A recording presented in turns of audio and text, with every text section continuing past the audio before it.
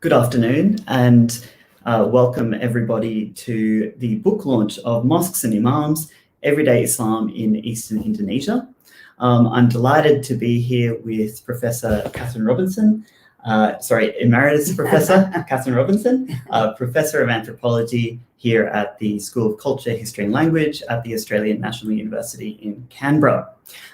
So before we begin, I would like to acknowledge that we're meeting at the Australian National University, which the campuses of which sit on the traditional lands of the Ngunnawal and Ngambri peoples.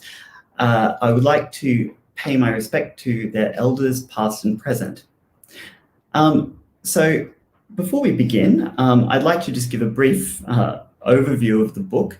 I'm sure many of you will have read the blurb already, but I'll just give a brief summary. Now, Mosques and Imams offers a rich introduction to the myriad ways of being Muslim in Eastern Indonesia, from a range of different places: Sulawesi, Maluku, Nusa Tenggara Timur.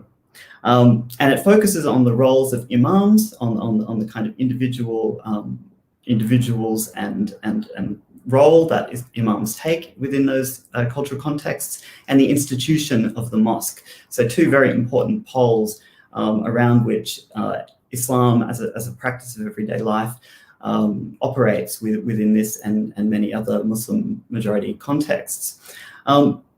So today I'll just give a brief overview of the format, and we'll launch straight into both the questions that we've got for Kathy, and also the various videos from the contributors.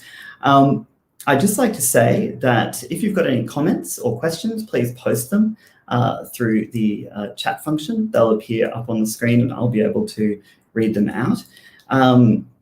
And also to emphasize that we will be revealing a discount code at the end of the book talk. So if you stick around and you engage with us, you'll be rewarded with a nice hefty discount on purchase of the book. So I should also introduce myself. So who am I? My name is Benjamin Hegarty, and I'm a Mckenzie Postdoctoral Fellow at the School of Social and Political Sciences at the University of Melbourne, and a graduate of the anthropology program here at the ANU. So first, Kathy, I'd like to ask what this book is about, really, and what it seeks to achieve. Yeah, well, the book, like you've already pointed out, is a survey of a number of different sites across Eastern Indonesia, many of them that have come under bugis and Makassarese influence, but not necessarily so. And what we were trying to do was to show ethnographic studies of everyday Islamic practices in a part of Indonesia where Islam has been rather understudied. And so as we were carrying out these studies, it became evident that there were distinctive forms of religious authority that pertained across this region that were quite different from what we understand about religious authority from studies of Islam in Java or Sumatra.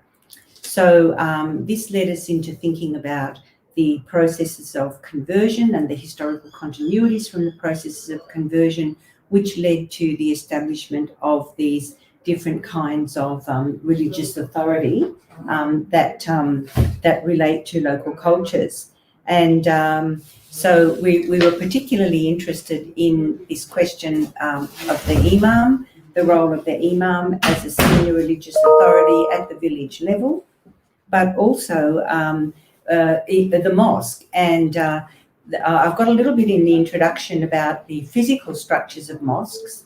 And what we found is interesting is that we can partly tell this story about the process of conversion and the movement of Islam through the archipelago, through looking at the transformations and continuities in the physical forms of mosques, things like the bedug, the staff, etc., etc.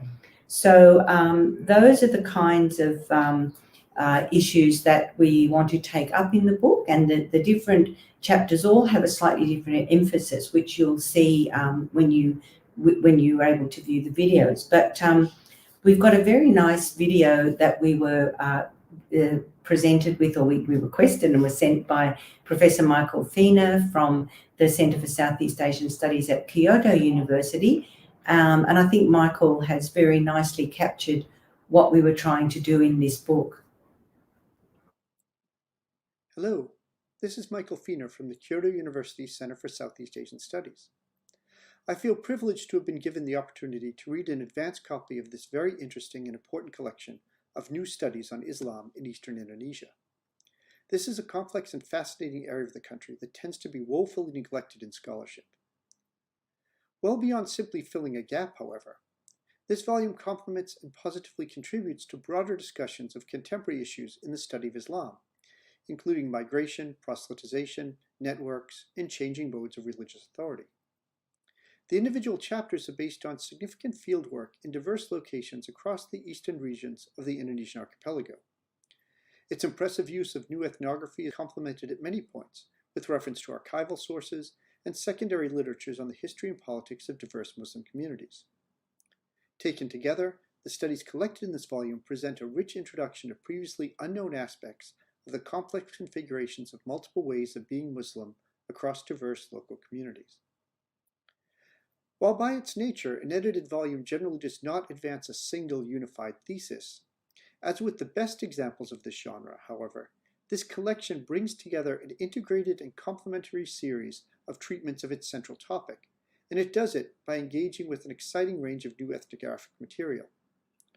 All the individual broad rubrics of religious authority and institutions as carefully defined by the editor, in ways that make for a substantial contribution to the anthropology of Islam and Muslim societies, with considerable resonance beyond the geographic region of the primary focus of this book. The volume then clearly adds up to more than just the sum of its parts, to contribute to broader understandings of contemporary dynamics of Islamic religious authority and institutional culture in Eastern Indonesia. It brings together an impressive collection of new work to build upon overlapping and intersecting series of discussions on diverse lived experiences of Islam. And so it presents an important contribution not only to the fields of Southeast Asian studies and the anthropology of religion, but far beyond its primary area of studies readership, there are chapters in here that I'm sure will be of considerable interest to colleagues working in the fields of contemporary Islamic studies more generally. Thank you very much. Wonderful. Thank you so much, Michael, for that contribution. Did you have any questions or any other comments you'd like to make, Kathy? No, only thank you, Michael, for such a generous rendering of the and such a showing. It made me feel good that I thought, yes, he got it. A reader got it. He understood what the book was about, and I was able to have a conversation over Zoom with Bob Hefner, with Professor Robert Hefner from Boston University. And I thought he also was very generous in his comments on what he sees as the achievement of the book. I think that the study of Islam in Indonesia has had a central Indonesia and Western Indonesia bias for many, many years. It's not the result of any kind of bias against Eastern Indonesia as such, but the lack of, if you will, achieved scholarship. And I think one of the remarkable qualities of this book that Kathryn Robinson has edited is that it draws attention to Eastern Indonesia, Islam in Eastern Indonesia, and shows us a side of Muslim society in Indonesia that I think has parallels in other parts of Indonesia, but actually invites us to rethink what we thought we knew. We get, for example, a much subtler insight and overview of the process of Islamization in Eastern Indonesia than we've ever had in this book. It's really an extraordinary contribution in that regard. And we do so both because Kathryn has provided us with what I regard, and I say this in all honesty, I'm going to sound hyperbolic, but I think it was an absolutely brilliant introduction and kind of crafting of the whole.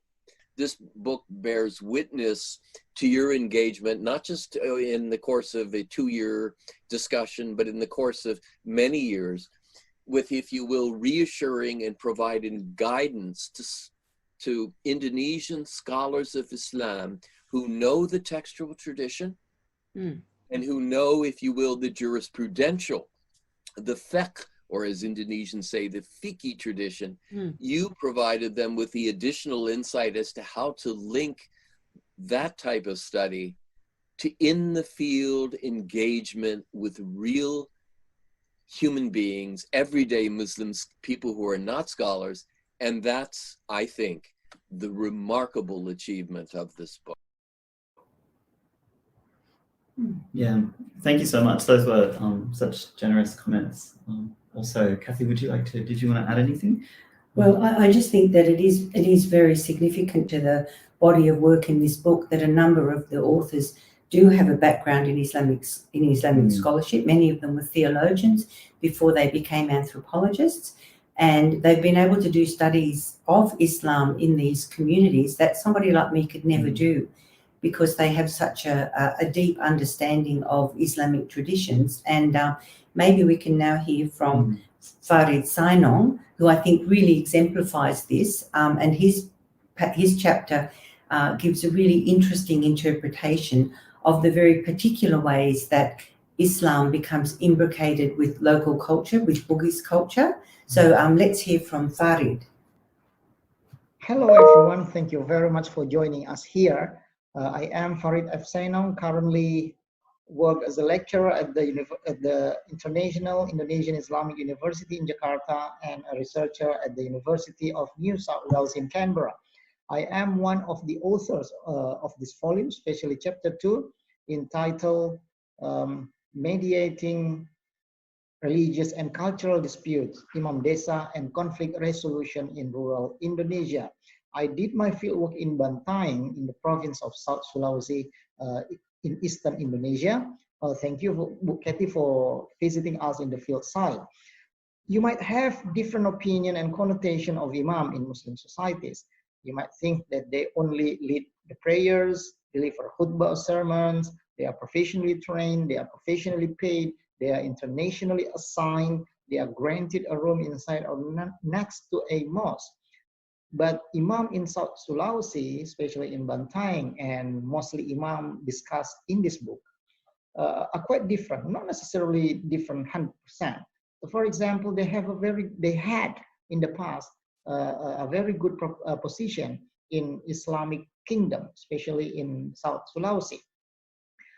So currently, Imam Desa work in many things. In Islamic affairs, they deal with marriage, birth, circumcision, death, new houses, new vehicles, and other occasions.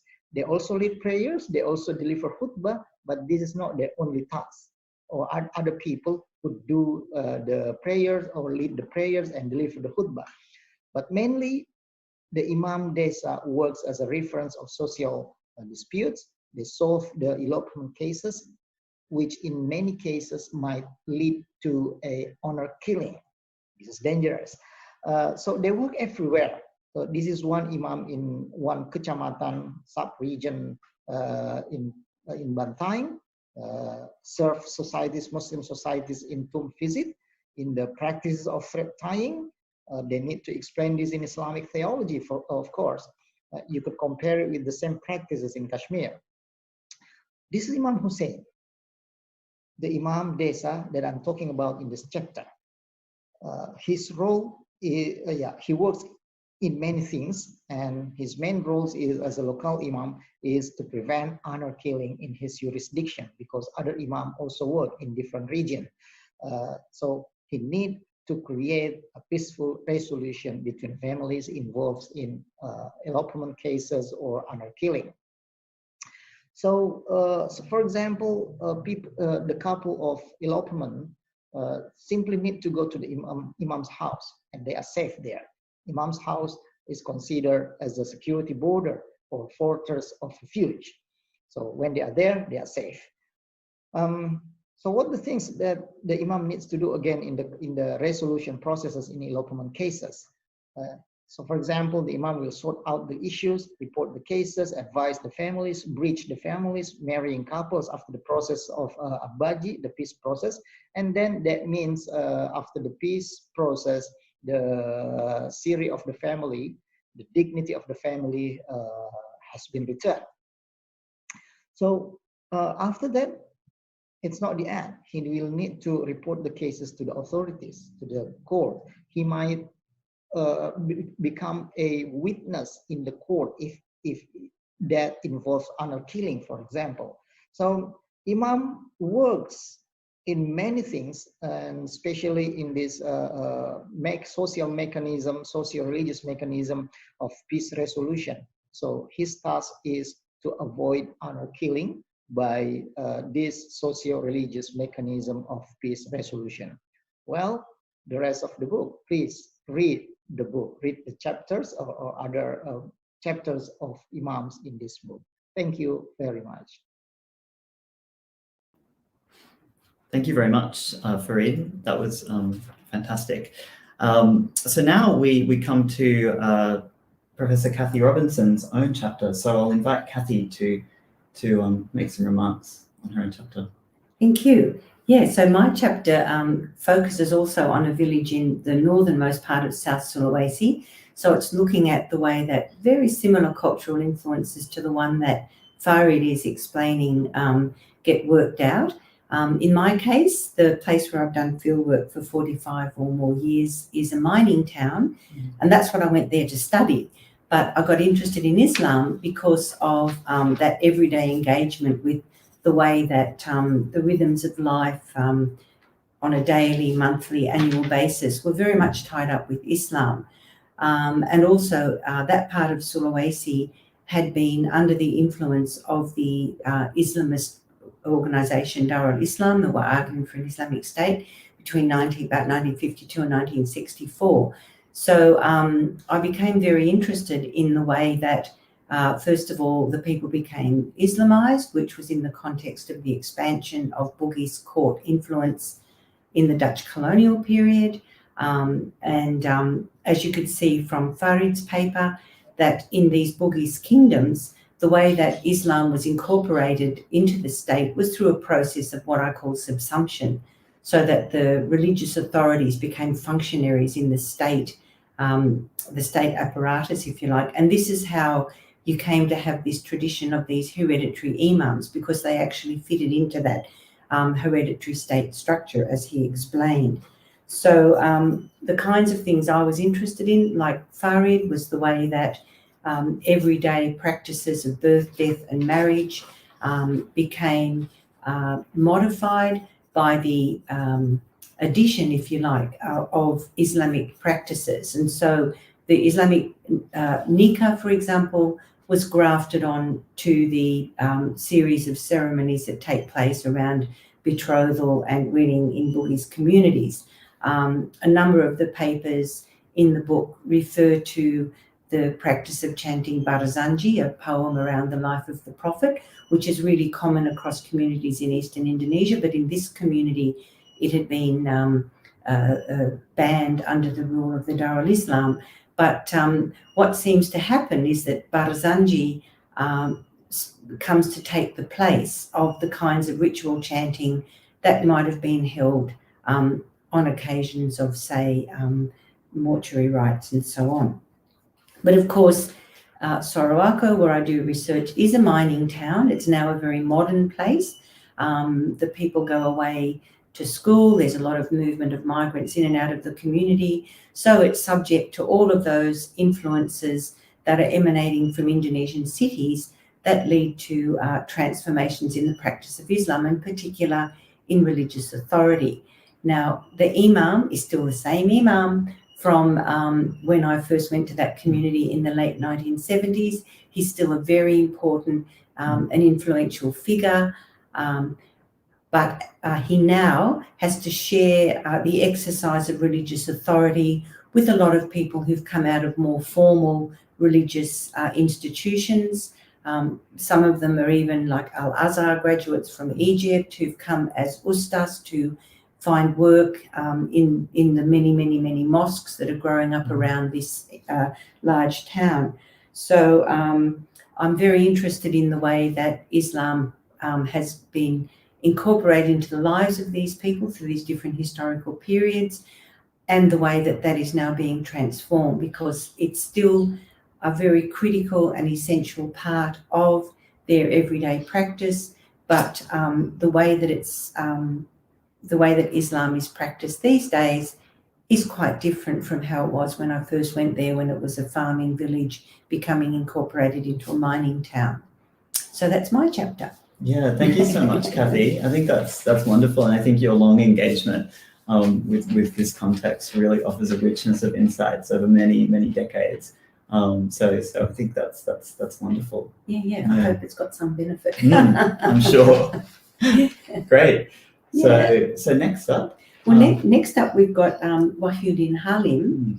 Yeah, and do you want to say anything about Wahyu, or will I talk? Oh, go ahead. Yeah. Okay. Well, Wahyuddin Halim, who's a lecturer at the State Islamic Institute in Makassar, he went back to the area of Sulawesi that he comes from, around Wajo, and he studied a very important pesantren network. And this is a chapter that talks about the beginnings of the emergence of these formal institutions of Islamic learning that we're much more familiar with in the Javanese context, and the important role that this particular pesantren and network, the Asadiyah network, has on proselytizing and expanding Islamic ideas and influence, especially throughout the Eastern Archipelago, but also to Bugis communities in Sumatra. So let's hear from Wahyu, who's a great photographer.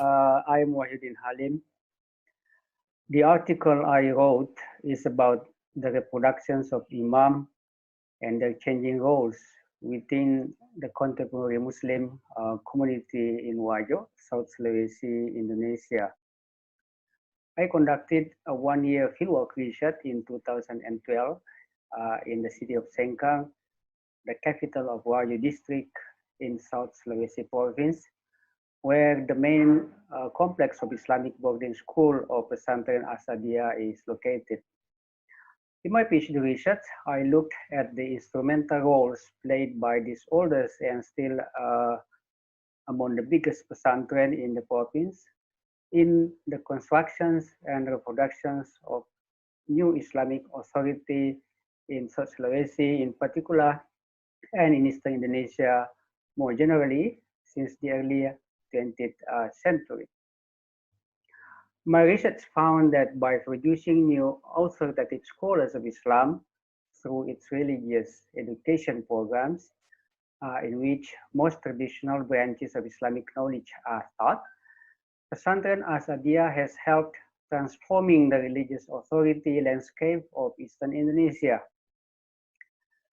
For example, most pesantren established in early 20th century South Sulawesi were established and led by students of Muhammad As'ad al-Bugisi, the founder of Pesantren Asadiyah, or had been studied in his pesantren.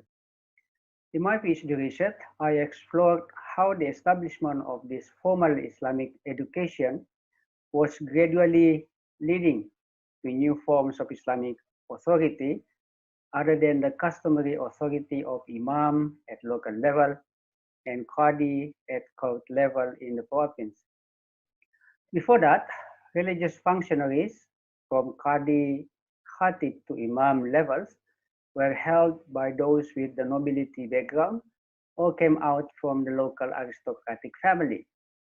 But since the mass productions of graduates and religious scholars by this pesantren, slowly but gradually, all these official religious functionaries can be held by any person who have had an authority in Islamic knowledge obtained from this pesantren, regardless of their family background. These graduates of Pesantren Asadiyah have created an extensive network, in particularly Eastern Indonesia, through which they helped expanded the contributions of this religious, educational, and social institution in the transformations of Islamic authority in particular, and the further process of Islamization in Eastern Indonesia and beyond. Compared to the pesantren traditions in Java that revolves around the Kiai as both the leader and owner of a pesantren, pesantren in South Sulawesi, including pesantren Asadia, are mostly established and managed by the local Muslim community. As for the article I wrote for the book Mosques and Imams, it focuses on one non-formal education program of pesantren Asadia, that is the Quran memorization program. Through this program, this pesantren trains, produces, and provides young imams in its specific sense as the person who leads the congregational prayers in the mosque. Since the 1960s, this institution has been reproducing imams to many mosques in eastern areas of Indonesia, both as permanent imams who lead 5 times congregational prayers in the mosque on daily basis, as well as seasonal imams who lead a Tarawih prayer in the mosque. That is, additional ritual prayers performed by Muslims at night after the Isha prayer during the holy months of Ramadan. So here we see the significant role of this pesantren in maintaining and shaping the Islamic traditions among the Muslim in particular by the bugis in both urban and rural levels across Indonesia. Thank you very much. Thank you very much, Wahyu, and indeed those photographs are very beautiful.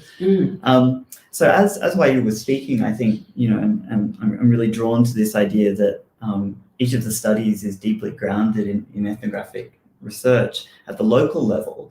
But of course, Indonesia is undergoing various changes, right, at the national level, particularly in urban context, and those are transforming the kind of situation at the local level. So Kathy, I was wondering whether you had anything further to say about that. Yeah, well, there's a wonderful chapter in the book by Yasir Alimi, who's not with us today, but he did his research in the district of Bulukumba in the southern part of South Sulawesi, soon after decentralization, when Bulukumba was the poster child for the Perda Sharia movement, the movement to have local district governments enact local regulations based on Sharia law, which mainly were things like banning alcohol and establishing curfews for women. But in Bulukumba, they tried to pass regulations which dealt with, for example, marriage rituals, which you may have picked up by now are terribly important for the bugis. And Yasir's paper chapter is a very interesting description of what happened when the district government tried to use this kind of textual argumentation to introduce these Sharia laws, which interestingly, I think some of the Sharia bylaws actually tried to reinforce aspects of Bugis culture. For example, Quranic literacy. You might have noticed in those photographs from my chapter, there were scenes from a ritual called the Tamatkan al-Quran or Mapateme, which is conducted in Bugis communities the night before a woman marries. So this Bugis custom became encoded in a bylaw in Bulukumba that the religious affairs department was only able to give people license to marry if they proved that both husband and wife were literate in the Quran. Well, of course, this didn't go down too well in Bulukumba, where marriage negotiations are very complex and very, very important political negotiations between families. So Yasir's paper makes the really wonderful argument, I think, that while these arguments are happening at the national level and at the political level in terms of text and argumentation, he argues that there's discursive contestation by the local people at the level of their ritual practice. And so it's a very, very interesting chapter. But we do have another chapter in the book which also goes very directly to this, and that's the chapter by Eva Nisa. And she explores very interestingly new forms of female religious authority that are emerging in the campus mosques in Makassar, the capital city of South Sulawesi. And in her video that we'll show, she compares this with what she found in her studies in other parts of Indonesia. But interestingly also, the emergence of these forms of female religious authority in the campus mosques is happening amongst the Salafi groups.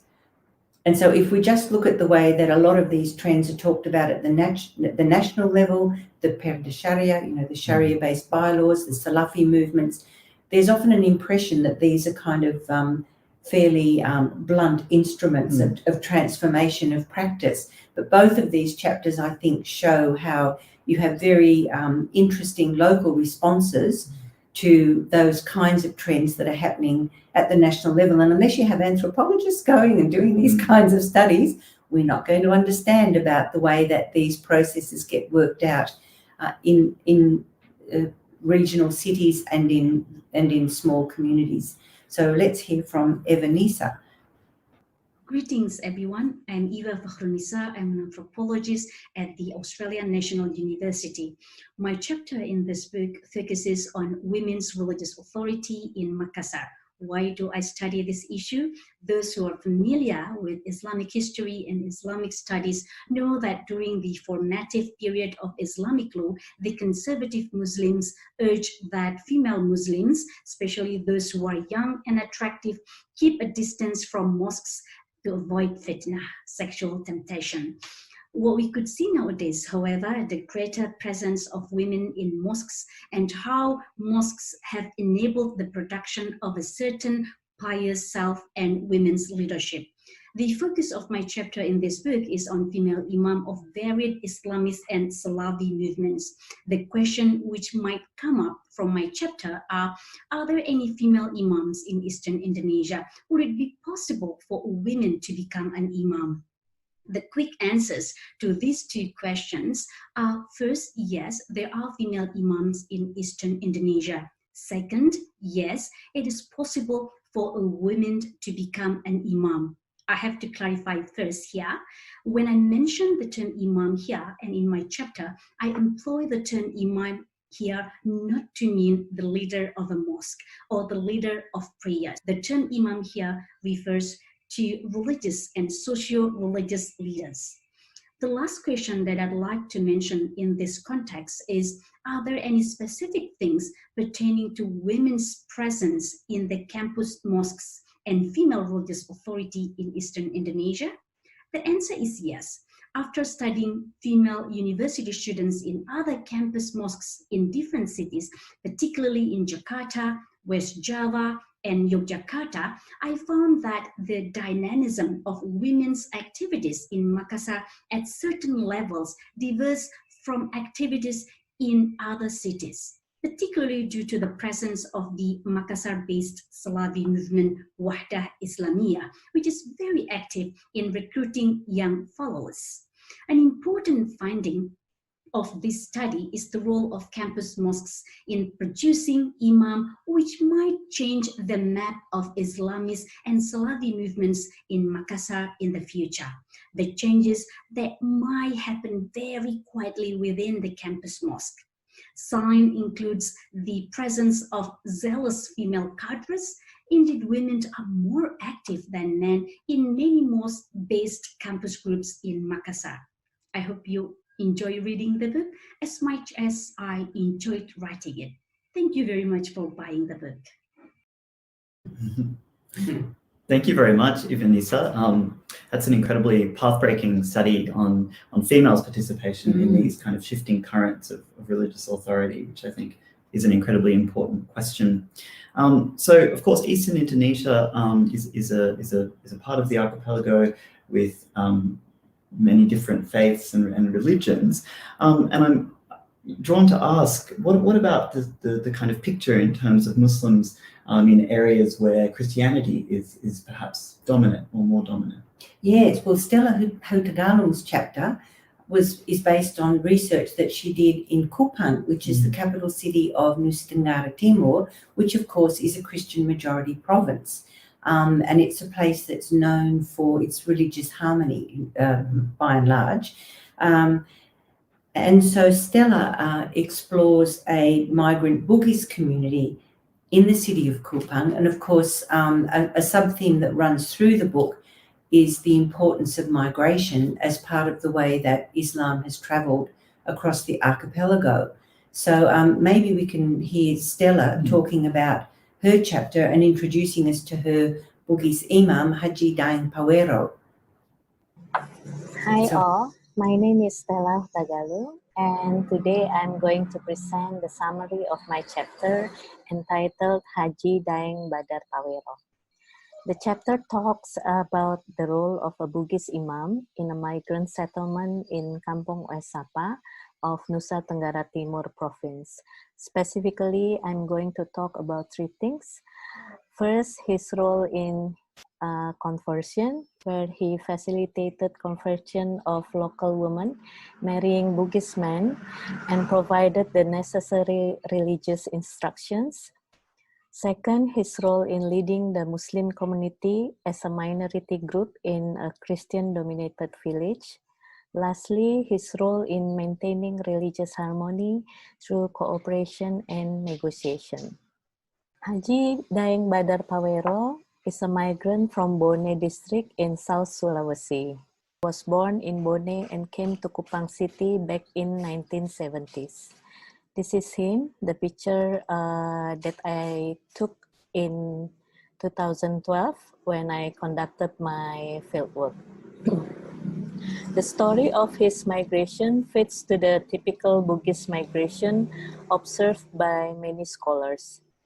He leads a band of Muslim Bugis commoners with him, mostly his relatives and people of the same village of origin, and establishes himself as a patron.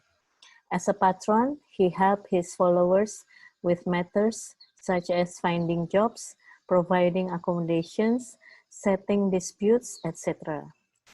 In return, his followers are loyal to him and if needed, offer their help with casual labor. Bugis in their homeland as migrant is known as a strict adherent of Islam, especially in the conduct of life cycle rituals and Islamic festivals, where the Bugis practice of Ahlu Sunnah wal Jamaah, or known as Aswaja teachings.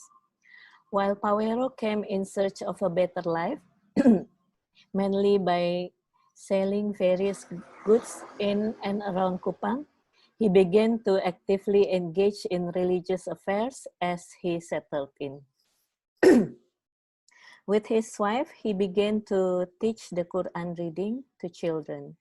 In 1973, he leads the establishment of a village mosque and was elected an imam for life.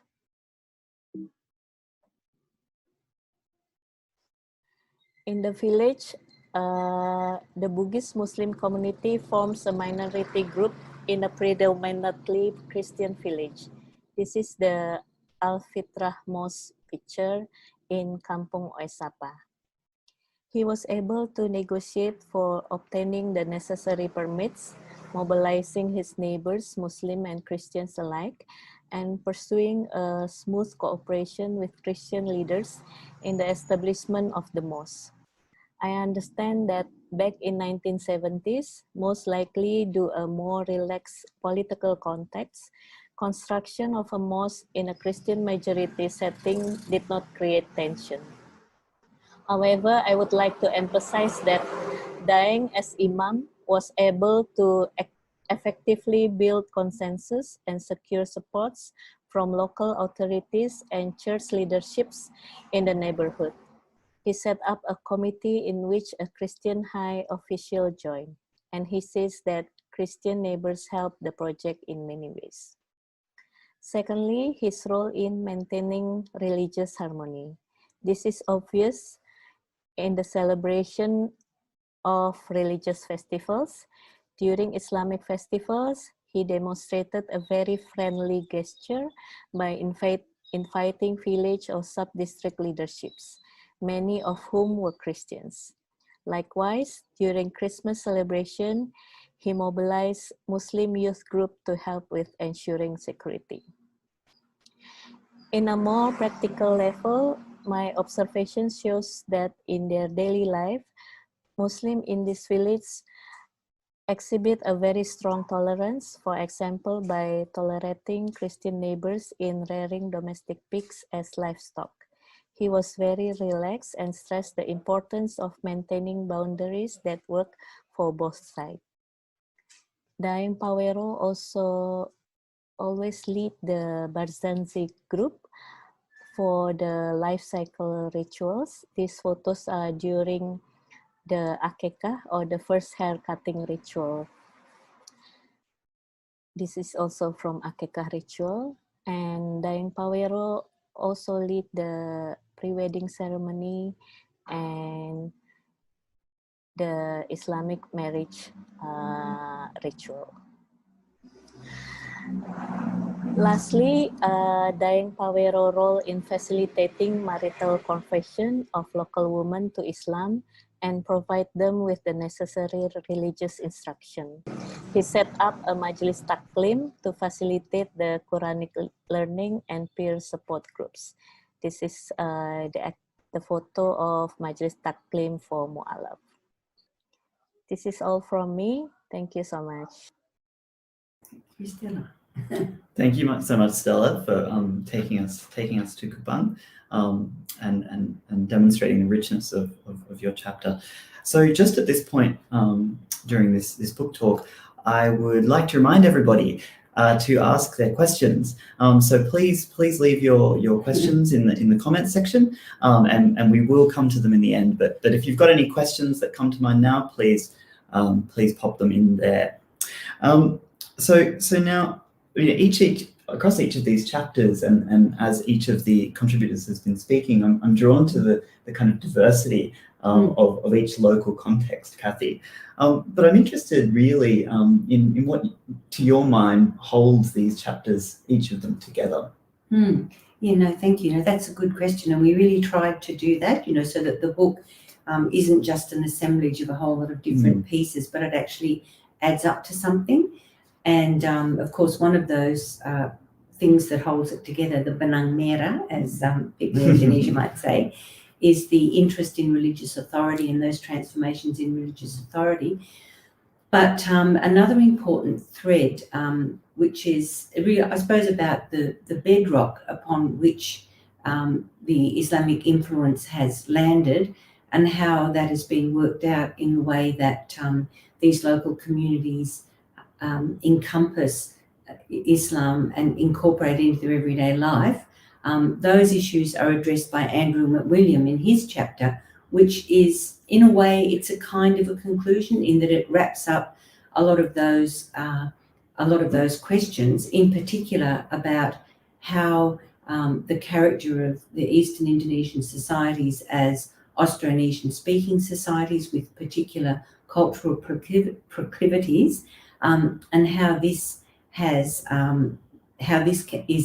evidenced in the way that Islam has been incorporated. Just as we saw with the bugis communities, you can see that it was very important that Islam was incorporated into those formal structures of the state and the everyday practices of life cycle rituals. Andrew talks to us about the way in which these dualisms that are so characteristic of Eastern Indonesian societies have an impact on the way that Islam becomes practiced and manifest in these communities. So let's hear from Andrew. And in my paper is the closing paper of the Mosques and Imams. Now, the themes I'm focusing on, I'm just going to go through them briefly. One's trade and migration. The other's conflict and co-residence. Third is Muslim conversion and expansion. And the fourth one I talk about is tensions of tradition and reform. And in each of these themes, I highlight these different experiences that we can see across the archipelago, particularly in a kind of historical perspective. The process of converting to Islam in the initial instances was very straightforward. Really, it amounted to acknowledging the Shahada, the acknowledgement of Allah and the Prophet Muhammad, and a commitment not to eat pork. But the development of Islam itself within the area was, I think, inevitably, in a sense, grafted onto existing religious and cultural traditions of the different islands. And over time, I think, as Islam was gradually integrated into these cultural practices, it generated its own particular flavour and brought in different kinds of cultural activities in the celebration of the Muslim faith. Now, what I want to talk about in this brief session is the influence of these underlying traditional cultural values, and we can give them context talking about the Austronesian language, sort of language family.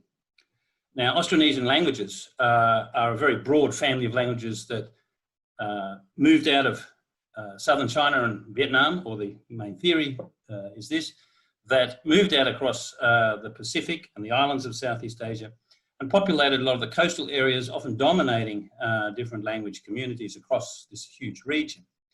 Eastern Indonesia in particular is mostly Austronesian speaking. So the relationship between Austronesian as a grouping of communities with shared linguistic origins and a corresponding set of shared cultural forms and ideas is one that developed, at least in part, out of the ethnology of Eastern Indonesia. These studies have consistently identified a range of shared normative categories, values and practices, reflecting a cultural heritage based around these common linguistic origins, and what anthropologist Jim Fox has described as the preservation of similar metaphors for living that are encoded primarily in a pervasive dyadic form, a binary form, that is both complementary but asymmetric. And I suggest that in looking at the idea of being Muslim in Eastern Indonesia, we find these categories and these ideas about binary relationships expressed in many different contexts and societies. And some of the chapters in the volume we also see this idea being brought out. And one in particular is Adlan Sila's study of the continuing and vital diarchic relationship between the Sultan in Bima and the so-called Raja Bicara, which he calls Prime Minister. But it's an institution which reflects this kind of Austronesian diarchic mode of governance, if you want, between a sort of ritual lord on one side and a political lord, with the idea too that the more senior of the pair, the Sultan, the ritual leader, kind of delegates the authority in some ways to a political leader who speaks on their behalf. The creation of the Sultan built a mosque, and in it he installed a figure known as the Lebe, which is equivalent to an imam. And it was in the interests of serving the mosque and sustaining the royal authority. This founding diarchic structure was over time reconfigured in the development of two sets of mosques and imams that contrasted the traditionalist Muslims associated with the royal mosque, along with their appointed Lebe, this sort of royally appointed imam figure. And a second set of Islamic representations that contrasted the reformist stream of Muslim worshippers under the complementary Raja Bicara and its Imam Masjid.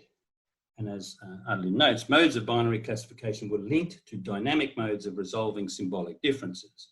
Over time and into the present day, the Lebe has embodied the symbol of royal power and has been able to resolve conflicts over different forms of ritual interpretation.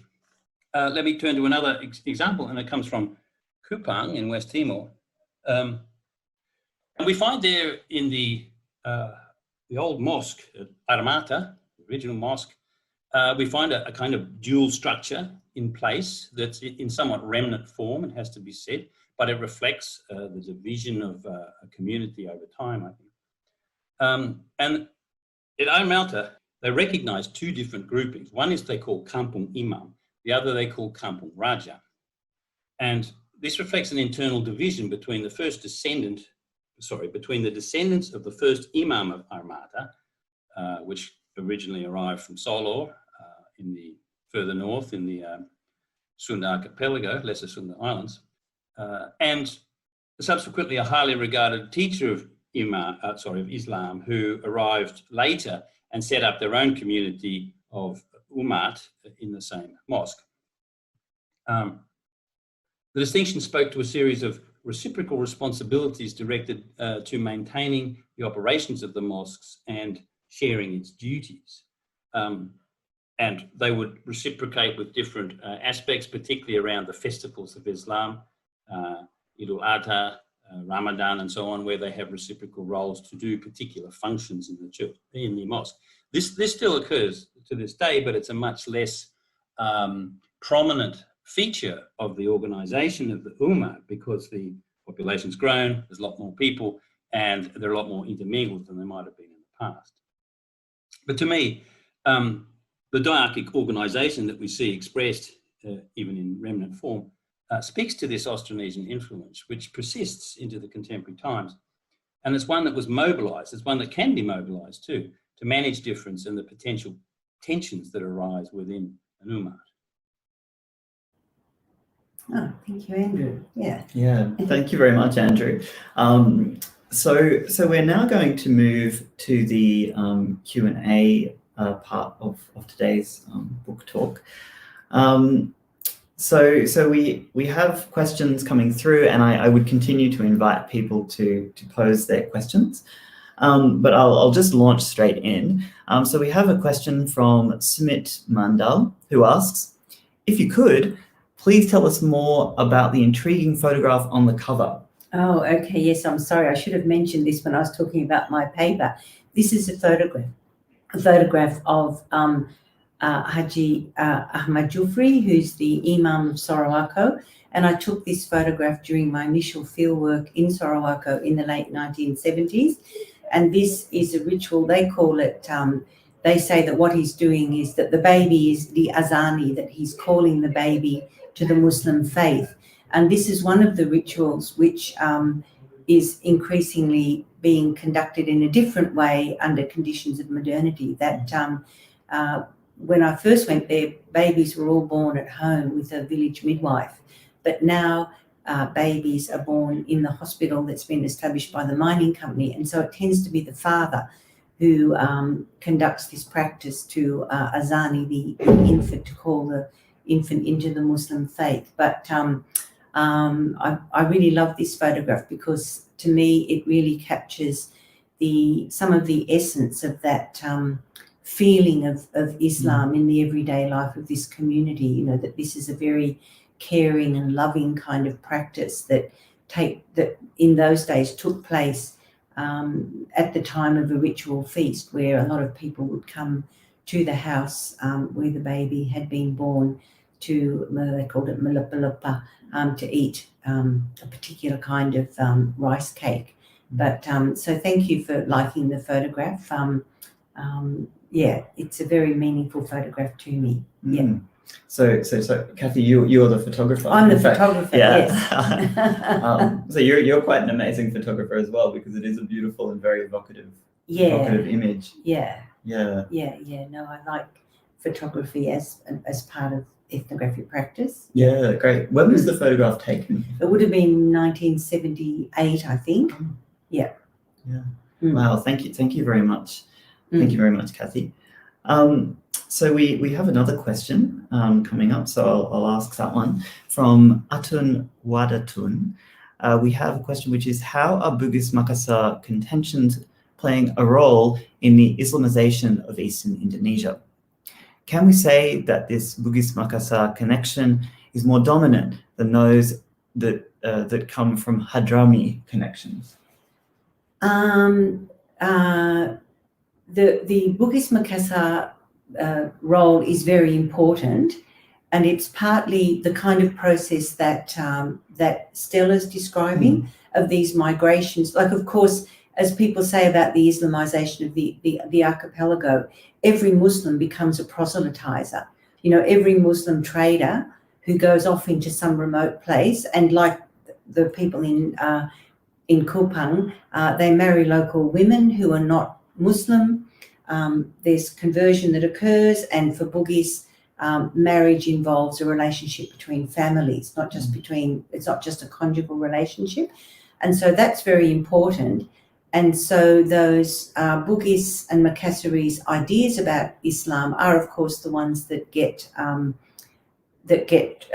communicated to local communities. But if you think back, for example, just as a little footnote to this, if you think back to Farid's paper where he talked about the tying, he sees this as a kind of a Shia element, which is interesting that, and it goes to this point that every trader is a proselytizer. So, so you get these very particular kinds of influence that get played out in particular places through that. Now, the Hadrami connections are quite important. I suspect my friend Ahmad Jufri probably is from a Hadrami background. It's something I've never really explored with him, but there are really important Hadrami networks that are based on trade and individuals. Like, for example, when Stella was doing her research in Kupang and I visited her, the chair of the local MUI was a man from Savu, I think, who was a Hadrami or of Hadrami descent. And there are Hadramis in Kupang who play a very important role. And of course, what we don't have in the book, unfortunately, next book, maybe, this is a nice thing to talk about. There's a very important pesantren network from Palu, which is a Hadrami network. And I've been doing a little bit of traveling around central Sulawesi in recent years. And it really struck me just from wandering around these villages how important the influence of that Hadrami network is in central Sulawesi, where almost every mosque, the imam is someone who's been trained at that Hadrami pesantren in Palu. And it has really important connections all through Eastern Indonesia, through to Papua, but also into Kalimantan. And they had a hole for the founding scholar of the pesantren in the last, I forget, maybe 10 years ago. And I think they had something like 10,000 people came. So the Hadrami influence is very important. And because of intermarriage, often it's hard to differentiate between the Bugis, Makassarese and the Hadrami influence, but they are really important. And you'll see a lot of people throughout Eastern Indonesia who regard themselves as Sayyids, as descendants of the Prophet. And some of them are very humble teachers of the Quran. They're not always necessarily political authority, religious authorities also have some sort of political authority. So thank you for the question. It's a very important dynamic that I think if I was going to do another book on this theme, that Hadrami influence would be something that I would pick up on, and also particularly the importance of Islam on the coastal areas of Papua, which are very old, Islamic, very old communities as well. Many of them. Great. Excellent. We look forward to the next book as well. So while we're waiting for questions, I was drawn when you were responding then as well. You've kind of got this, emphasis on patterns of exchange, on patterns of, based on networks that kind of are situated within Eastern Indonesia.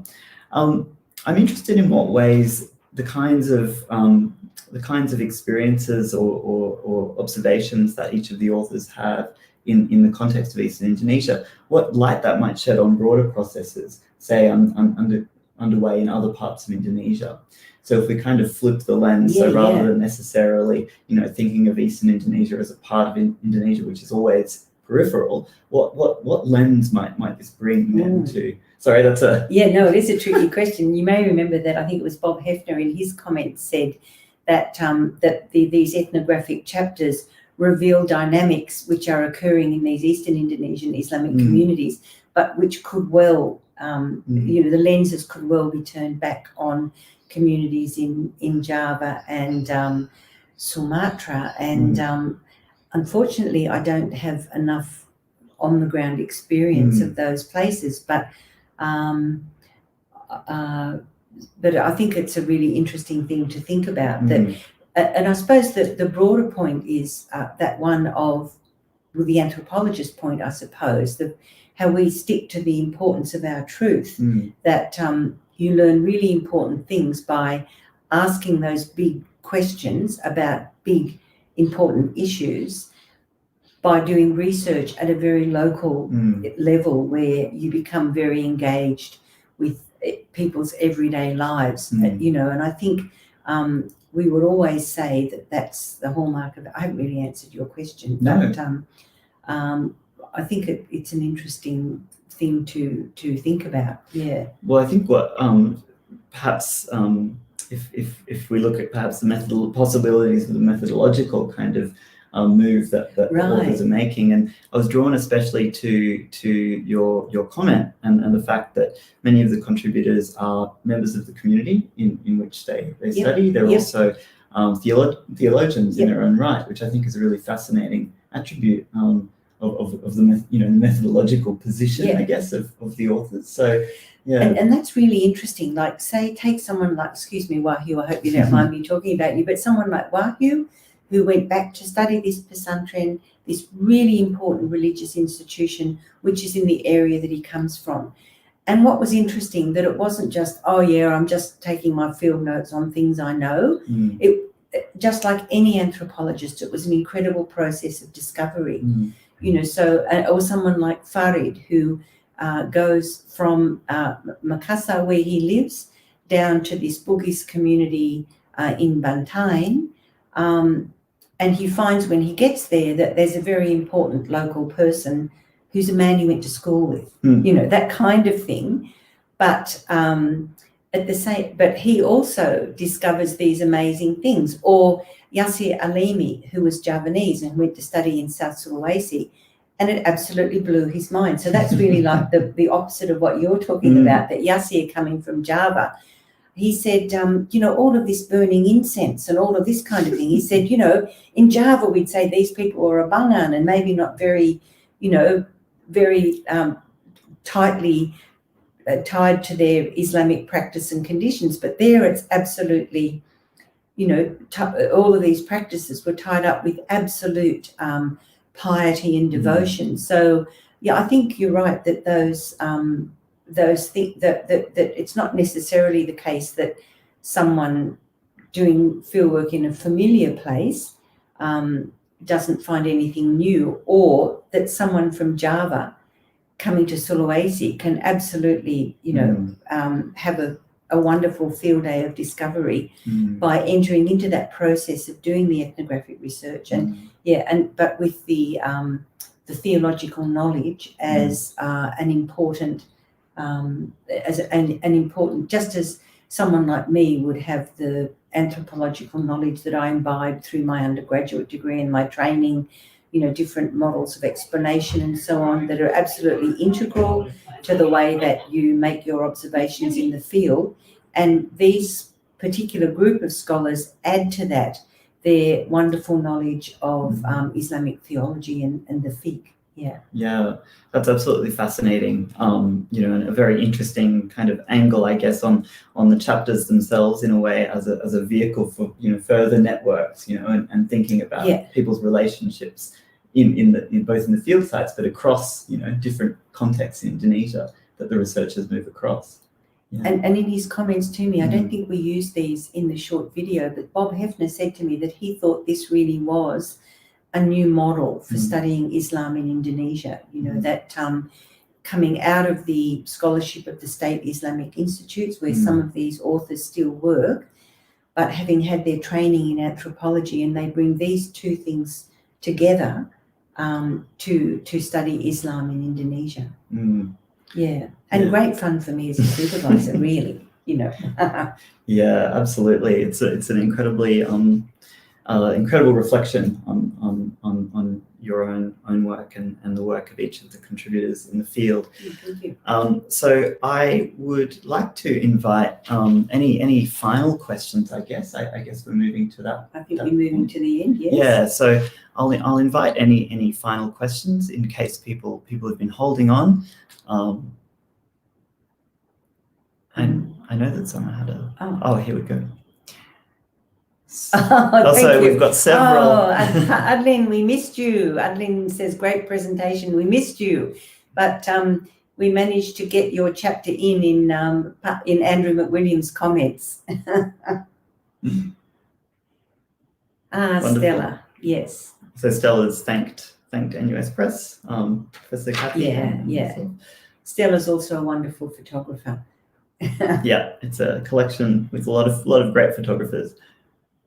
Yeah, no, thank you, Alan Feinstein. I hope you enjoy the book. Thank you. Okay, so on that note, we might we get the Q code for people so they can have their 20% discount. That's right. So for everyone who was patiently waiting, here is the code to type in, and you'll be able to order that online and with a discount upon entering that code at the checkout.